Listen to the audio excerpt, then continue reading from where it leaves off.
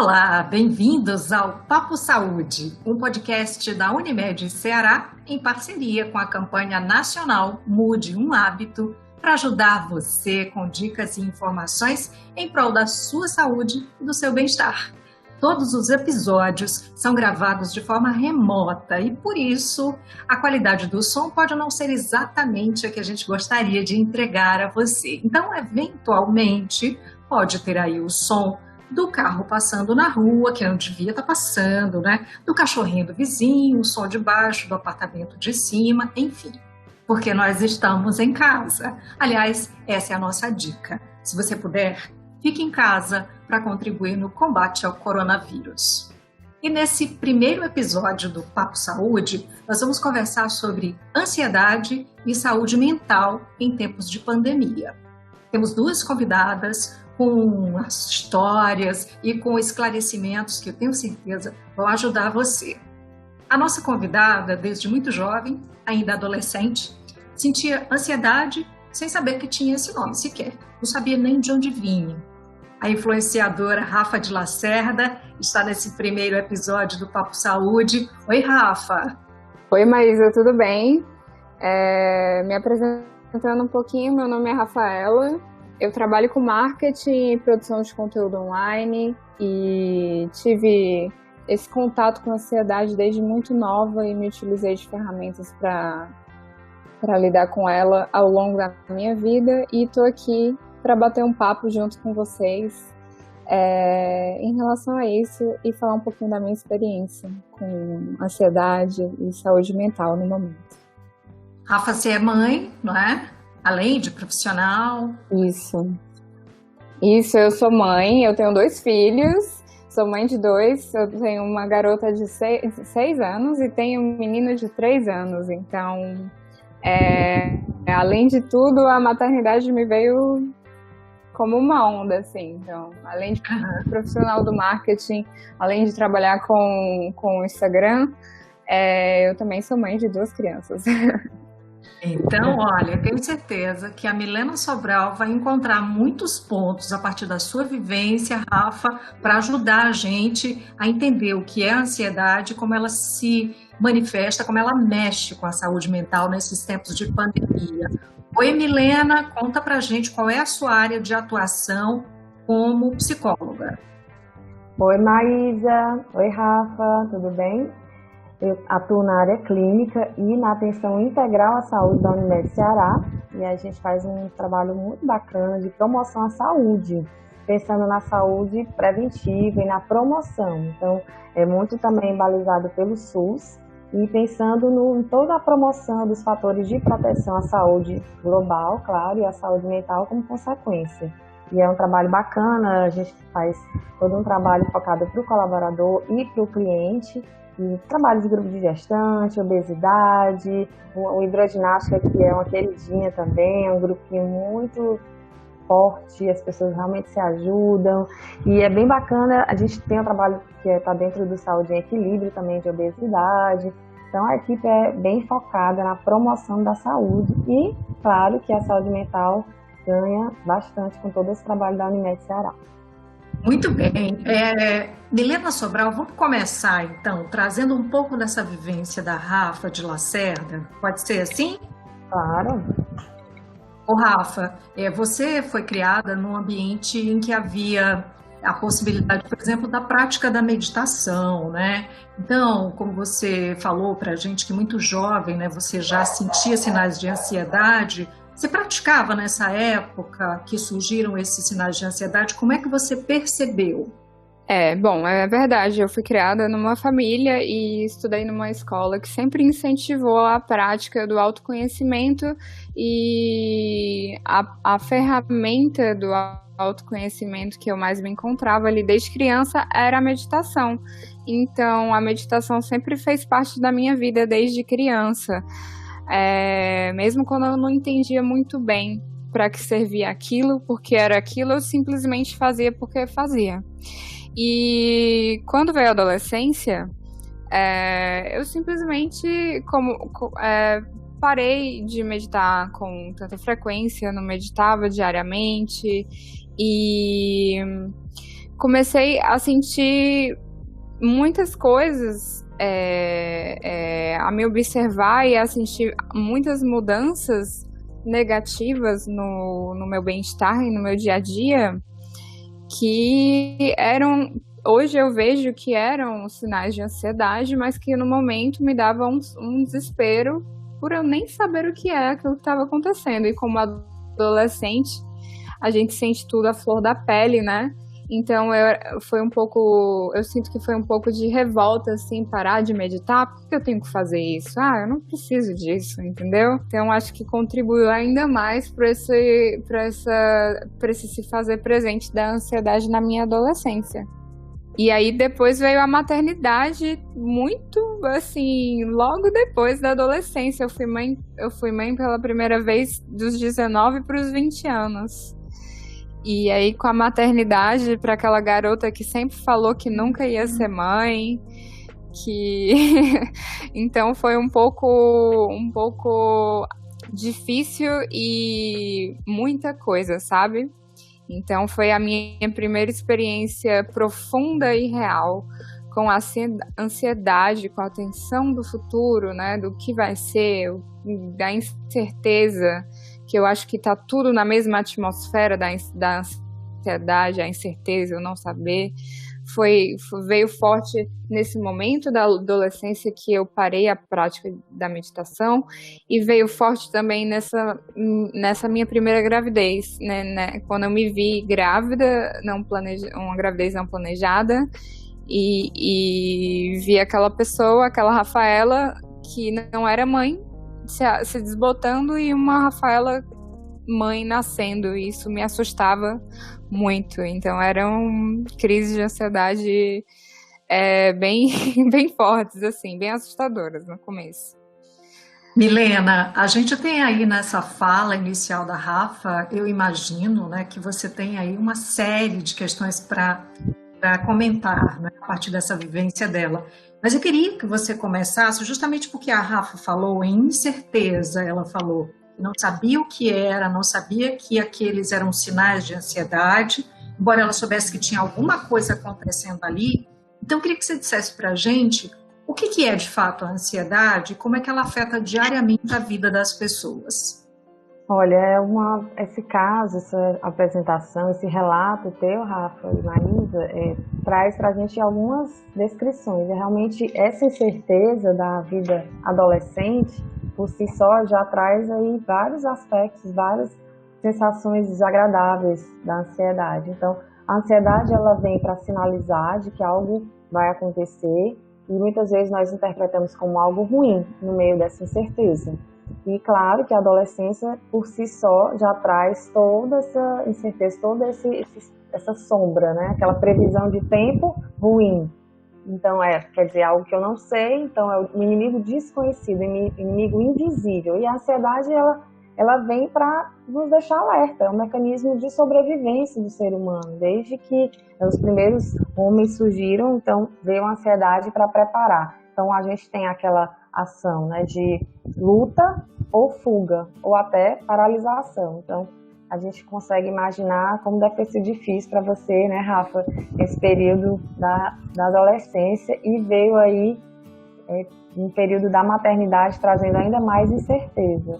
E a maternidade por si só, ela é conhecida como um ganho, né? Ela é uma crise por ganho, na verdade. A gente ganha um filho, eu também sou mãe, e mãe de uma bebê, a Liz, vai fazer 6 meses ainda, então eu consigo me imaginar muito assim na tua situação.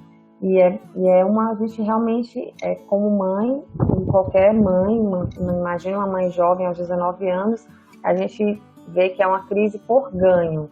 Então, naturalmente, acontece toda aquela emoção, toda aquela manifestação corporal, de tensão, de estresse, coração acelera, e traz uma tensão muscular, e muitas pessoas têm uma manifestação também no organismo, né, somatizam, e então tudo isso como resposta. Então a ansiedade, ela vem como uma programação do nosso cérebro para responder, para nos fazer adaptar àquela nova condição. E muitas vezes a questão é que ela acaba chegando a um pico que muitas pessoas que não tiveram a sua chance, a sua oportunidade, Rafa, muitas pessoas acabam sucumbindo mesmo, acabam não reagindo tão bem. E aí, né, a gente vai ouvir um pouco mais aí da tua história. Bom, você falou algumas coisas, Milena, que eu acho que a gente pode pegar aqui. Por exemplo, que a ansiedade, ela nos ajudou enquanto espécie, não é? Porque ela nos preparou para lutar, e isso foi muito importante até para a gente estar aqui hoje, podendo conversar sobre isso, né? Mas em alguns momentos também ela pode paralisar, né? E pode também direcionar para uma fuga.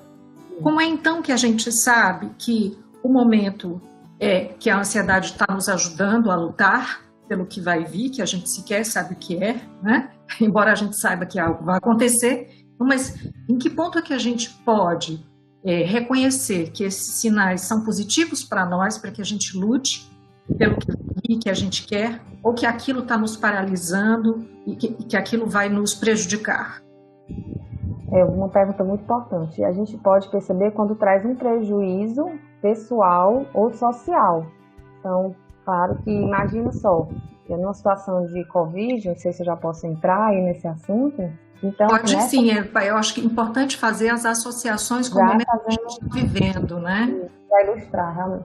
Então, você imagina só uma pessoa nesse contexto que a gente está, e uma pessoa resolve criar um evento, faz um grupo de amigos e faz uma grande festa nesse momento. Será que essa estratégia está sendo adaptativa a essa nossa condição? Será que não é uma evitação, uma fuga? Então você vê que traz um prejuízo pessoal e social. Uma estratégia como essa é uma situação de fuga que a pessoa não está percebendo, como a gente escuta alguns discursos, olha, não, isso não é nada, isso vai ser uma gripe, uma pequena gripe, isso vai passar. Então já é uma situação de fuga.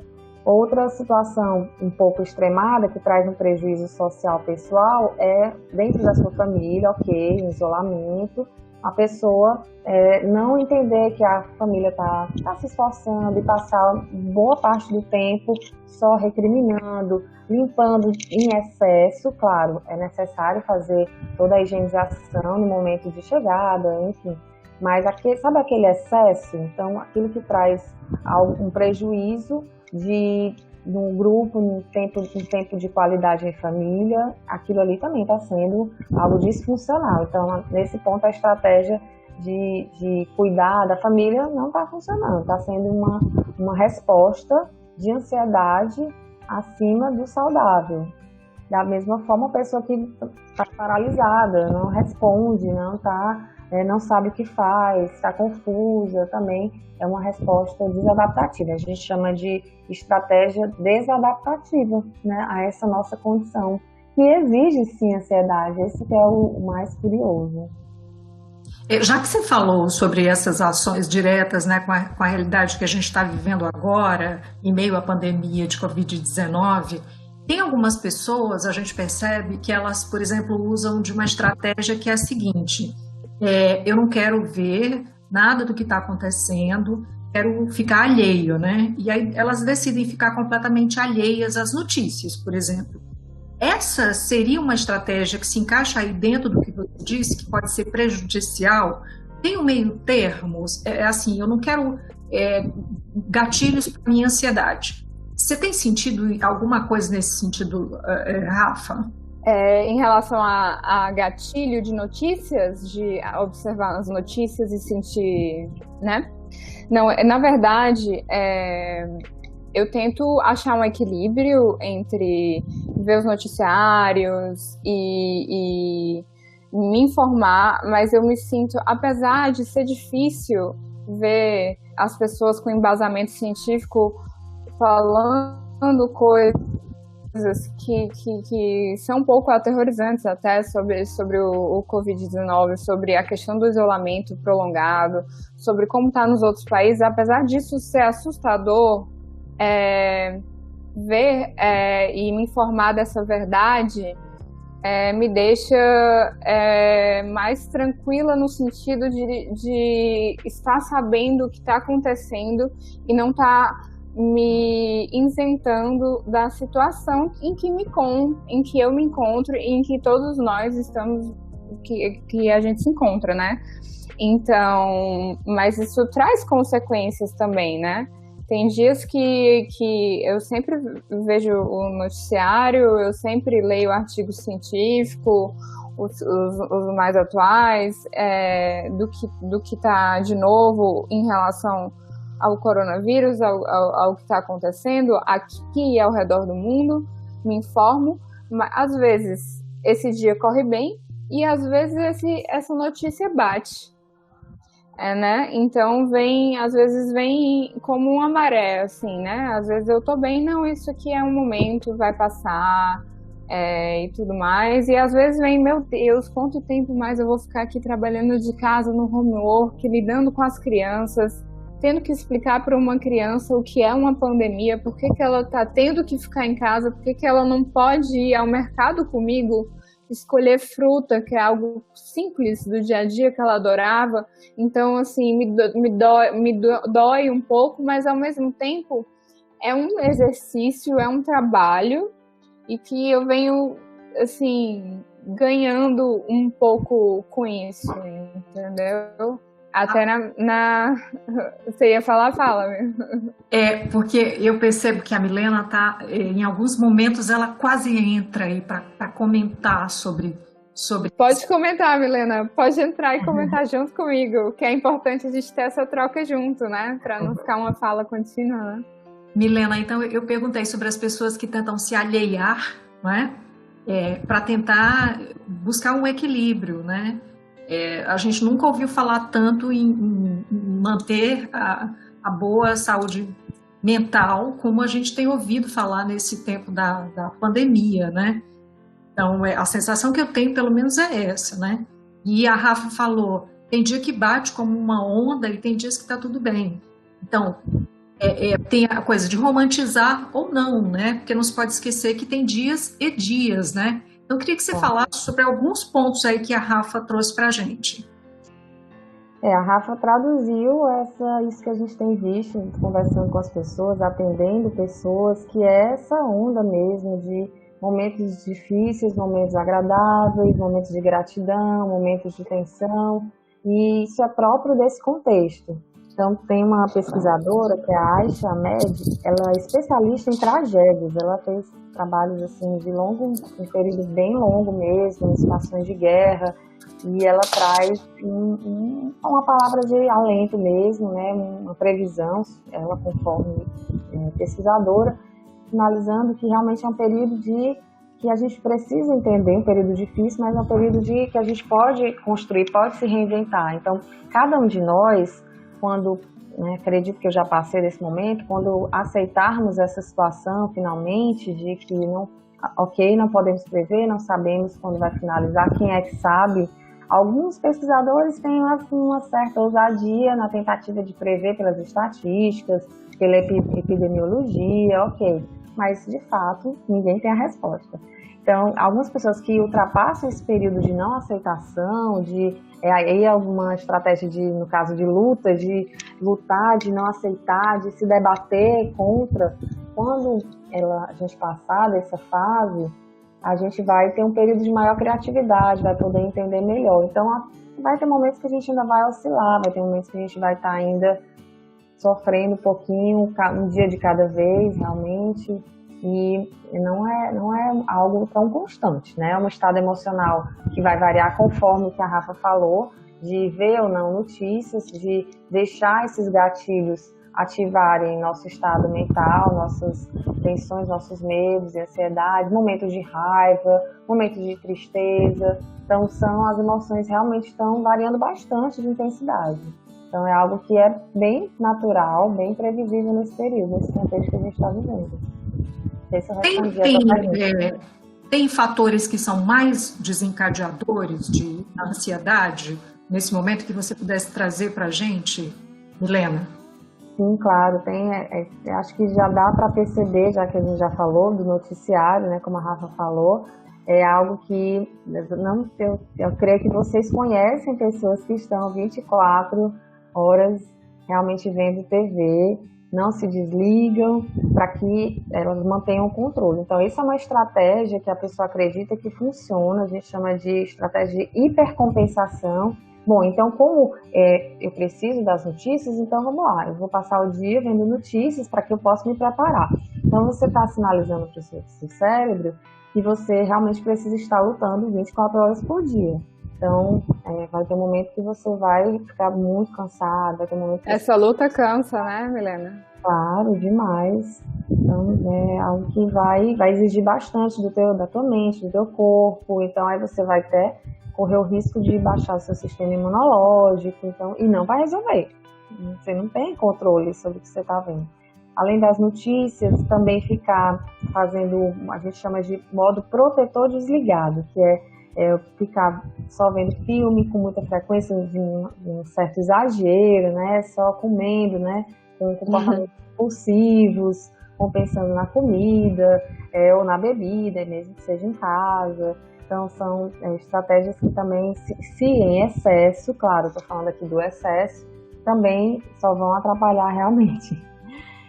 Como é que a pessoa sabe que está em excesso? Porque muitas, ou a maioria, né? A maioria faz isso para tentar se proteger, né? É algo mesmo da sobrevivência, como se dissesse, eu preciso disso agora para mim, não quero lutar nesse momento, eu só quero criar aqui um casulo e ficar nele. Como é que a pessoa sabe, então, que está se excedendo naquela proteção? Quando aquilo já está trazendo um prejuízo pessoal mesmo, é um sinalizador. Por exemplo, quando você está se sentindo mal com a comida em excesso, comendo até passar mal realmente.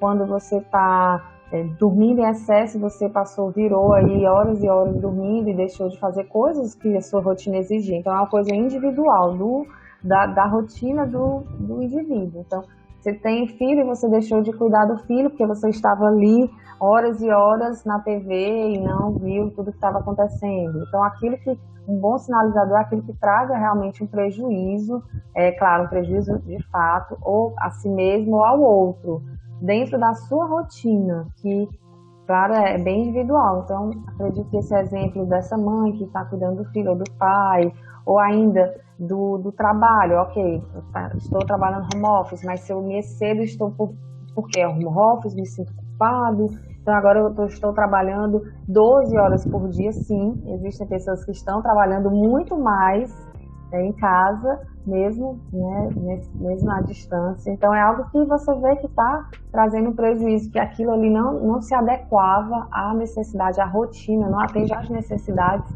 que a pessoa já tem estabelecidas na sua vida. Eu percebi que a Rafa, assim, me identifiquei nesse momento, né? Foi. Não, é porque quando ela falou da questão do trabalho, né? Assim que eu entrei no home office, desde o primeiro dia que eu comecei a trabalhar em casa, eu me vi trabalhando muito mais horas, e até sentindo um pouco de prazer nisso. Esticando até as 2 da madrugada e acordando cedo para trabalhar, porque era um tipo de... era uma busca para ocupar a cabeça, mas também uma busca para um prazer, porque eu gosto do que eu faço, eu gosto de trabalhar, né? Nunca fui workaholic nem nada, mas assim, como algumas pessoas, vejo muitas amigas falando, tô engordando muito na quarentena, tá buscando prazer na comida, tá buscando prazer no seriado demais, tá buscando prazer no álcool. Eu tava buscando prazer e me sentir produtiva e me ocupar a cabeça no trabalho. Mas aí é a questão da minha habilidade um pouquinho mais afinada de me observar com os olhos de fora. Na primeira para a segunda semana eu falei, tem algo errado aí, isso não tá bacana, isso não é legal, isso não sou eu, esse ritmo tá me trazendo consequências no meu dia a dia, porque eu tava ficando muito cansada, não tava conseguindo dar conta do que eu sempre dei conta com as crianças. Então é como você falou, a linha é tênue, né? o quanto é demais. Então eu percebi que estava sendo demais com as atividades que eu exercia com tranquilidade, estavam sendo muito custosas, como acordar, como trabalhei até as 4 da manhã, acordar para fazer o café da manhã das crianças estava sendo muito custoso para mim, uma atividade do dia a dia. E aí foi que levanta aquela bandeira vermelha, eu me pus no olhar do observador e falei, não, peraí. E aí foi aí que eu voltei a resgatar, assim, nesse momento da minha vida, eu não parei de meditar, só parei de meditar mesmo naquele momento breve da adolescência, durante uns 2 anos da adolescência, mas aí eu resgatei isso de forma mais intensa, sabe? Para eu poder me observar mais, para eu poder me entender mais e me alimentar de outras coisas que não fossem o trabalho, que não fossem a bebida, que não fossem a comida, sabe? Eu estava me alimentando de outras coisas. Olha só o olho preparado que a Rafa já tem, né? Que ganhou, não é, Milena? Agora, não conquistou isso ainda. E a gente vai, assim, trazer aqui justamente esses caminhos que a Rafa aprendeu a trilhar, né, ao longo dos anos e com a própria experiência. Voltando aí para essa questão da produtividade, tem uma pressão muito forte, né? Então, a Rafa percebeu que ela estava trabalhando em excesso para suprir, talvez, essa ansiedade que ela já tinha, que gerou mais ansiedade. Então, como é que você faz para essa coisa de que é necessário produzir nesse momento para não ficar parado? Como é que faz para isso não ser um fator desencadeante de mais ansiedade? Milena?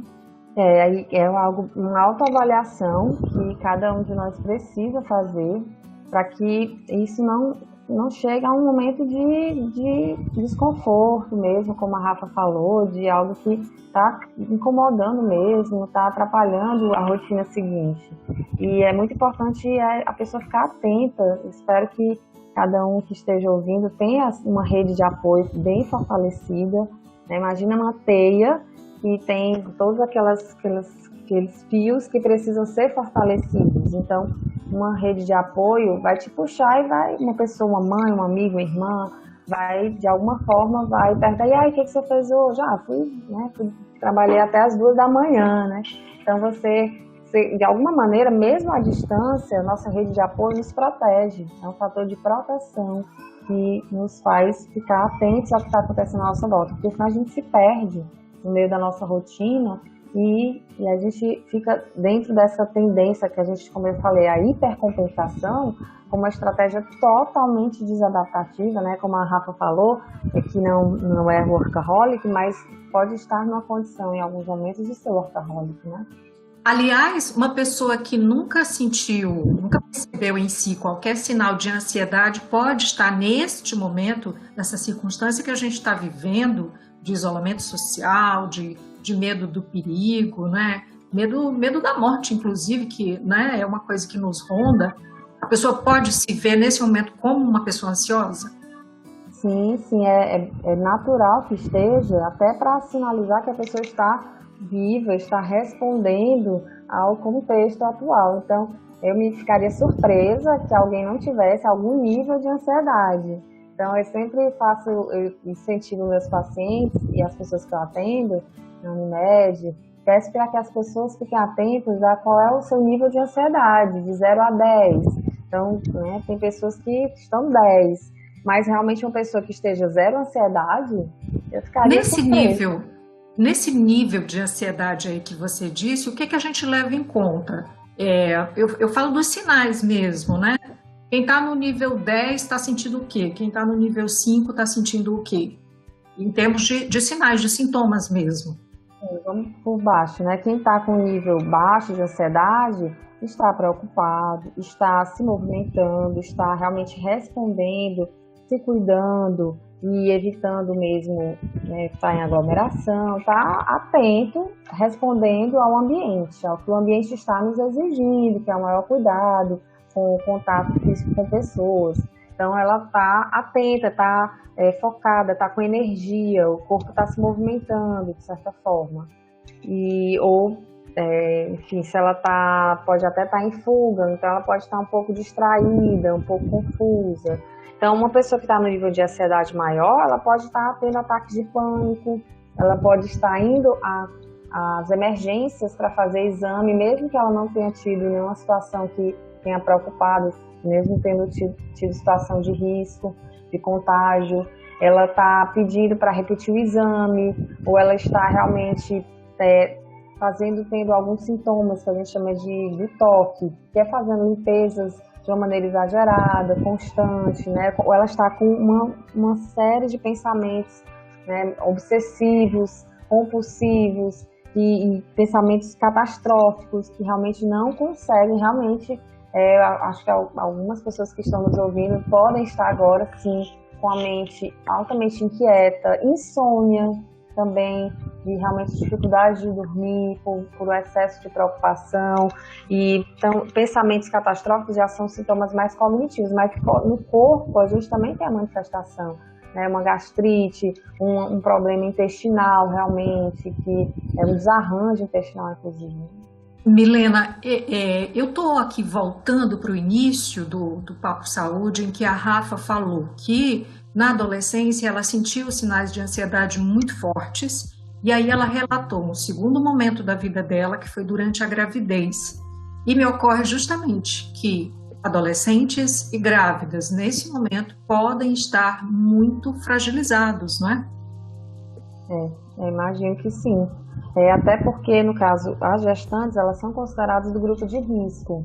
Então, a gestante está sendo liberado os atendimentos mais constantes, exames, para que possa dar curso aí, conforme esperado na gestação. E os adolescentes, porque são um grupo geralmente já de risco, o adolescente de forma geral, risco emocional já é conhecido, até os 21 anos, o córtex pré-frontal está se desenvolvendo, então o adolescente tem muita dificuldade de controlar os impulsos, dificuldade de planejar. Imagina só nessa situação em que a gente precisa tanto controlar nosso comportamento, controlar, né, nossas expectativas, nossas atitudes.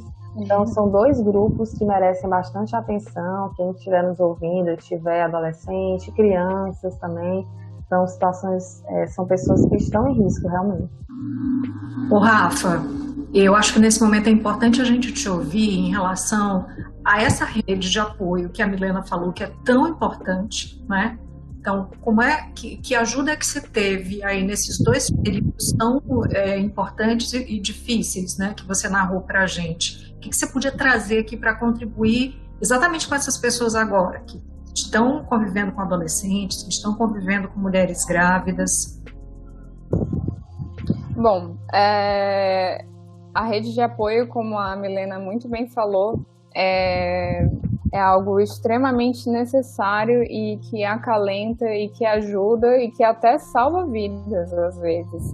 E a minha primeira gravidez eu fui uma mãe solo, né? Uma mãe que não tinha um companheiro afetivo ao meu lado, mas ao mesmo tempo, apesar de ter sido mãe solo em minha primeira gravidez, eu tive uma rede de apoio maravilhosa, né? Porque a rede de apoio nem sempre é o seu marido, nem sempre é o pai da criança. A rede de apoio, às vezes, é um amigo próximo, às vezes é um pai, é uma mãe, é alguém que está ali para te escutar, para te amparar. Então, eu tinha, nesse momento, que eu morava só com um bebê muito jovem, eu tinha amigos que traziam várias marmitas congeladas para colocar no meu congelador para eu não ter que cozinhar, entendeu? Então, sabe, das comidas que eu comia, que eles sabiam que eu não comia carne, então para eu não ter que ir no mercado com o bebê e cozinhar, então aquilo ali já era um gesto de amor de uma rede de apoio, entendeu? E chegava, nem sentava, dava uma lavada antezinha na louça. Você que vai visitar uma mãe que acabou de ter um filho, dá uma lavadinha na louça dela, leva uma marmita, que é um presente muito bacana, ela vai gostar muito. E eu achei bacana também, assim, pegando um ganchinho do que a Milena falou antes que eu esqueça, quando você perguntou do 0 a 10, né, dos sintomas, eu costumo falar agora, quando eu converso com os meus amigos, que eu falo muito de mindfulness, né? Para quem não sabe, quem está ouvindo sabe o que é o termo mindfulness, significa atenção plena, estar atento e estar agora no presente. Então, eu estou dizendo que as pessoas, por causa desse momento que a gente está vivendo, elas estão em alta atenção plena, mas uma atenção plena nervosa, né? Então, o mindfulness, ela é uma atenção plena calma e que tem aceitação. Então, eu nunca senti um momento em que as pessoas estivessem tão atentas no presente, porque elas olham no que elas vão tocar antes do que elas vão tocar, elas lavam o que elas vão comer, então elas estão bem atentas no que elas estão fazendo agora, no presente. Então, isso é uma coisa boa, mas ao mesmo tempo elas estão nervosas e preocupadas, então elas estão em atenção plena, mas não atenção plena negativa. Então, às vezes, se a gente conseguisse, assim, algumas ferramentas que a gente tem para virar essa chave de atenção plena, que está mundial, a gente está na atenção plena, seria muito legal, porque a ansiedade, para mim, eu defino como ficar ou relembrando e remoendo o passado, ou ansiando pelo futuro, sabe? Quanto mais no presente eu me puxo, eu me aterro, menos ansiosa eu fico, né? Que eu só tenho hoje. Aliás, você tem uma tatuagem, né? Para lembrar isso sempre. Eu tenho uma tatuagem. Tem uma tatuagem bem aqui, que no ombro, é bem pertinho de mim, que é para toda... Ela é bem visível, que é para eu lembrar mesmo disso, que é Be Here Now, que é esteja aqui e agora. Porque o melhor lugar que você pode estar é aqui e agora. Eu adoro falar isso porque eu acho muito bonito e eu acho muito, muito bacana também, sabe? Sim. Milena Sobral, eu acho que esse é um momento assim que a gente vai para um desfecho, né? Já que a gente falou de rede de apoio, enfim, mas do que seria necessário para tentar minimizar o estresse e os sintomas de ansiedade nesse momento, para baixar aí desse nível 10, 9, 8, sei lá, ficar num nível aceitável? Olha, das primeiras coisas é a autoavaliação, é olhar para si e pensar o que é que já fiz em outra situação. Claro que nada se compara com o que a gente está passando agora, a exceção de pessoas que vivem em situação bem complexa, mesmo em situação de guerra, outras situações complexas. Então é pensar o que é que você fez que já funcionou, o que é que realmente deu certo, uma maneira realmente que deu certo. Também uma boa alternativa é lembrar do que a gente pode fazer, porque a gente só pensa no que a gente não pode fazer. Então, tem tanta coisa que a gente pode, então tem uma lista de coisas. Outro dia, acho que vocês devem ter tido a mesma experiência, outro dia eu vi as estrelas no céu. Quem é que para observar, para contemplar a natureza, né? Que é também uma prática de mindfulness também, como a Rafa falou, né? De atenção plena, de focar na natureza, no momento presente. E pensar também... Você falou isso quando começou a chover. Toda vez que começa a chover, aqui em casa eu falo: chuva, gente! Ai, que coisa linda, sabe?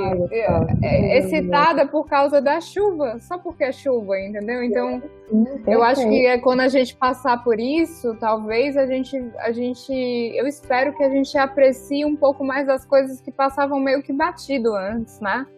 Claro, sim, com certeza, é verdade. E uma outra estratégia é que muitas pessoas têm muita dificuldade é pedir ajuda.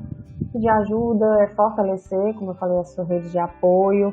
E, inclusive, outro dia recentemente eu estava grávida, minha filhinha vai fazer 6 meses, então eu comecei a perceber que dentro da minha rede de apoio eu também tenho médicos, tenho colegas da medicina, né, fisioterapeuta, e pessoas que eu posso contar, né? Que é bem legal. Preciso sinalizar que a própria Unimed também, dentro da atenção integral, ela entra na nossa rede de apoio também, né? Na atenção integral, né? Na atenção personalizada à saúde. E outra pessoa importantíssima é procurar um psicólogo, em algumas situações um psiquiatra, para algumas pessoas que estejam com mais dificuldade.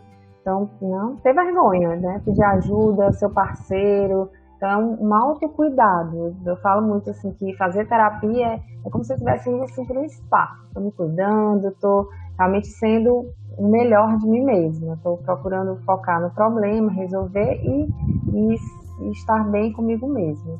Outra recomendação também, que pode até parecer contraditória, é que a gente não se prenda a respostas prontas. Então, aquelas recomendações que a gente está vendo tanto, de como lidar nessa crise, ok, pode ser que para alguém procure ser produtivo, pode ser que para algumas pessoas seja uma recomendação boa, mas pode ser que para aquela pessoa workaholic não seja tão boa.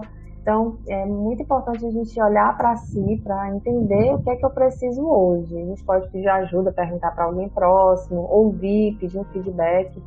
E é muito importante também gerenciar a culpa, a emoção culpa, para que a gente possa, ok, o que eu planejei hoje não deu certo, mas eu vou, amanhã é outro dia, amanhã eu continuo. Então, a gente pensa assim no hoje, como a Rafa falou, mas quando a gente não conseguir atingir o que a gente está esperando, a gente vai pensar aí no futuro próximo, não naquele futuro incerto, aquela sombra, mas o que eu posso fazer para melhorar no dia seguinte. O que a Milena falou é muito isso, porque antes mesmo da pandemia, disso tudo, do isolamento, eu já estava sentindo uma cultura da superprodutividade, né, de ter que estar produzindo todo o tempo, e agora, durante o isolamento, a gente está sendo bombardeado com esses conteúdos online, de que você tem que estar aprendendo alguma língua, ou tem que estar usando esse seu tempo livre, entre aspas, para estar fazendo alguma coisa, ou para estar fazendo algum exercício. Então, essa cultura da superprodutividade, de que você tem que estar fazendo alguma coisa, produzindo, às vezes pode atrapalhar um pouco. Então, é ter um pouco de cuidado também com essa alimentação de conteúdo que a gente consome. Eu acho que é meio isso também. Eu queria até pegar esse seu link, Rafa. Tem até essa pesquisadora, a Aisha Ahmad, ela fala que é tipo uma pornografia. A gente vê nas bios das pessoas, nas redes sociais, aquela produtividade, aquela perfeição e até mesmo os momentos felizes, o tempo de qualidade em família. Tem gente que não está conseguindo, tem um paciente que está com dificuldade, tem momentos de gratidão. Então, quando a gente olha e vê que o outro está conseguindo aquilo que a gente não está, realmente traz um sofrimento muito grande, né? Então a gente precisa olhar para si, para perceber o que é que eu estou precisando, qual é a minha necessidade hoje. Muito bom, gente. Quero agradecer muitíssimo por vocês estarem nesse primeiro episódio do Papo Saúde, o podcast da Unimed Ceará, com dicas e informações em prol da sua saúde e do seu bem-estar. Rafa de Lacerda, muito obrigada. Muito obrigada, queridos. Foi um prazer participar. Milena Sobral, obrigada. Muito obrigada pela oportunidade. Foi muito bom a gente estar refletindo sobre tudo isso. E assim nós encerramos esse episódio de hoje do Papo Saúde. Eu lembro que esse episódio foi gravado de forma remota, cada uma de nós nas suas casas, e que por isso você está ouvindo aí uns pingos da chuva, eventualmente o bebê que chora, o cachorro da vizinha que está latindo. A qualidade do som pode não ser a ideal e aqui gostaríamos de entregar a você, mas é a realidade que a gente está vivendo agora. Essa série de conteúdos especiais será divulgada todas as quintas-feiras com novos temas por aqui. Cuidar de você é o nosso plano. Para informações ou sugestões, você pode entrar em contato com a Unimed Ceará pelos perfis oficiais no Instagram e Facebook ou pelo site acessando www.unimedceara.com.br. Até a próxima quinta.